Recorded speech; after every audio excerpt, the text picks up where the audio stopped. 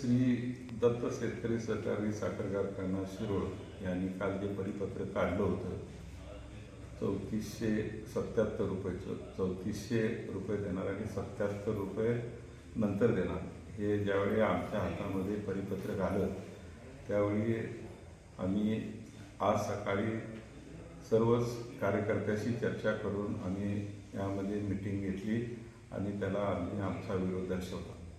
त्यानंतर कारखाना आणि शेतकरी संघटना यांची चर्चा झाली. या चर्चेमध्ये दत्त कारखान्याने 3500 रुपये देण्याचं मान्य केलं. आत्ता 3400 आणि कारखाना संपतात 100 रुपये असा सर्वसमावेशक असा तोडगा या ठिकाणी आपण काढलेला आहे.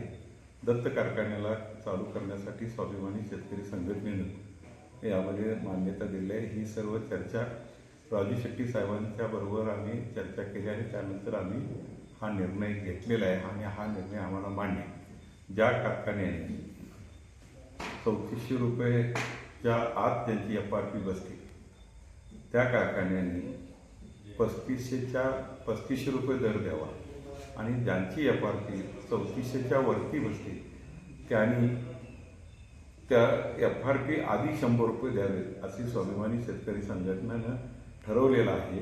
आणि जे कारखाने 3500 रुपये देणार नाही, त्यांची FRP 3400च्या आत आहे, त्या कारखान्यांना मात्र आम्ही त्यांची वाहनं अडवणार आणि तो तोडगा निघेपर्यंत आमचं हे आंदोलन असंच चालू राहणार. दत्त कारखान्यापुरतं आमचं हे आंदोलन संपलेलं आहे. त्या ठिकाणी आम्ही सर्व स्वाभिमानी शेतकरी संघटनेचे कार्यकर्ते साहेबांची चर्चा करून हा निर्णय.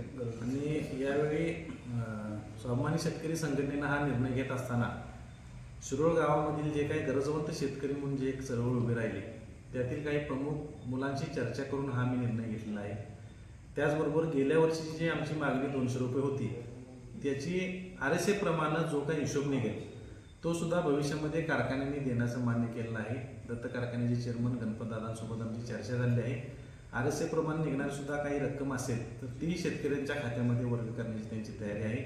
आणि या सर्व चर्चांती दत्त विरुद्धचं स्वाभिमानीचं आंदोलन आम्ही थांबवत आहोत आणि 3400 अधिक 100 रुपयाला राजू शेट्टी साहेबांच्या मान्यतेनं आम्ही परवानगी देत आहोत.